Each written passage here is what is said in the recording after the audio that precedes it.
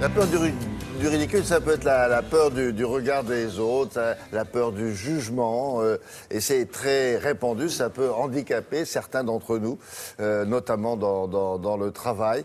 Et c'est un sujet que nous avons choisi de traiter avec notre partenaire. C'est très répandu, ça ? C'est très répandu, la peur du ridicule, et ça fait l'objet d'un reportage dans Psychologie Magazine qui a attiré notre attention. Que va-t-on penser de moi? Les autres ne vont-ils pas rire de moi? Voilà, c'est la question qui est sous-tendue. Et plusieurs expériences de psychologie montrent que l'une des principales causes de la peur du ridicule est la crainte du rejet. Nous n'hésitons pas à changer d'avis justement pour nous conformer à l'avis de la majorité, à l'avis de la masse.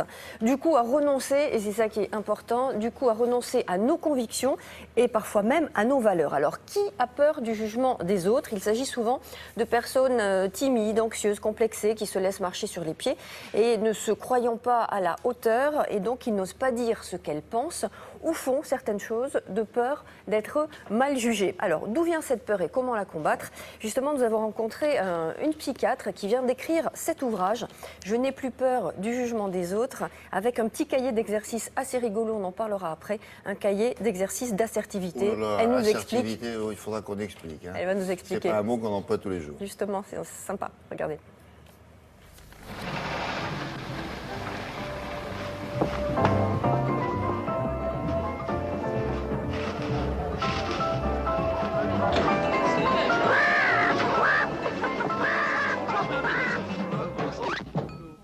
Le ridicule, c'est quelque chose que tout le monde connaît dans sa peur, parce que tout le monde a envie d'être intégré, d'être apprécié par les autres, d'être estimé, d'être respecté.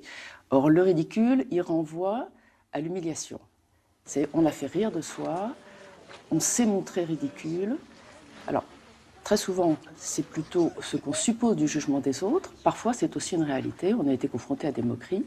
Et donc là, c'est l'estime de soi qui est atteinte. Et en plus, avec le sentiment de quelque chose d'irrémédiable. Quand on a été ridicule devant quelqu'un, quand on s'est cru ridicule, on a le sentiment que c'est ça qui va rester de vous, que l'autre n'oubliera jamais.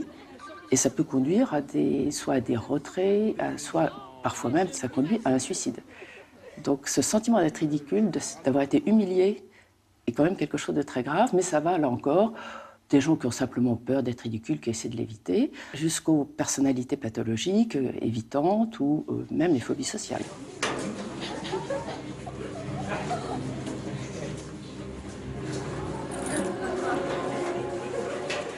Les gens qui ont plus peur du ridicule, ce sont des gens le plus souvent qui ont été confrontés à des expériences justement de ridicule. Sachant que les premières expériences, elles sont chez l'enfant, dès qu'il est confronté à une vie en collectivité, c'est-à-dire l'école maternelle, où là, le seul désir d'un enfant, c'est d'être intégré, de faire partie des autres.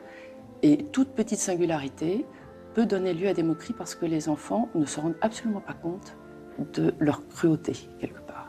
Ils ne le font pas méchamment, mais on va se moquer d'un trait physique particulier, un enfant qui a un léger strabisme, qui a des oreilles décollées, un enfant qui a un nom un petit peu particulier, un enfant qui n'est pas habillé comme les autres.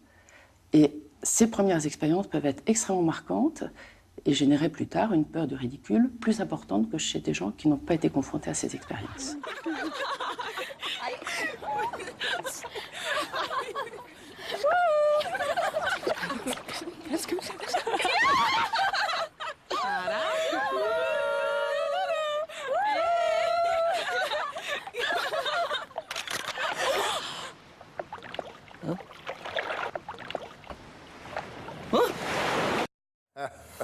Alors, oui, dans ce qui a été dit avant cette séquence, c'est pas tellement la peur du ridicule, c'est la peur du jugement des autres, hein, plutôt. C'est la peur du jugement, et la psychiatre, donc Chantal Geoffrin-Leclerc, propose des exercices justement d'assertivité. Alors, qu'est-ce que c'est que ça? L'assertivité, c'est dire non, exposer ses opinions sans empiéter le territoire de l'autre, en fait, et sans entrer en conflit avec quelqu'un. C'est-à-dire oser se montrer tel qu'on est sans peur du jugement des autres. Et alors, elle donne des exercices pratiques très rigolos.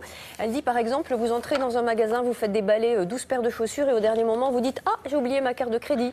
Ou vous entrez chez un grand couturier, vous faites déballer les plus grandes tenues et vous dites « Oh, finalement, c'est trop cher pour moi ». Ou alors, vous croisez un SDF dans la rue, vous le regardez droit dans les yeux, vous lui dites bonjour sans lui donner d'argent.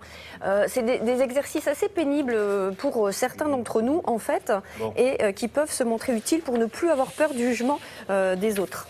Assertivité, ça vient de tout assert. C'est de l'anglais. Et en anglais, ça veut dire s'affirmer. Donc, assertivité, tout assert. Merci beaucoup. Au revoir. On va s'intéresser à Noël.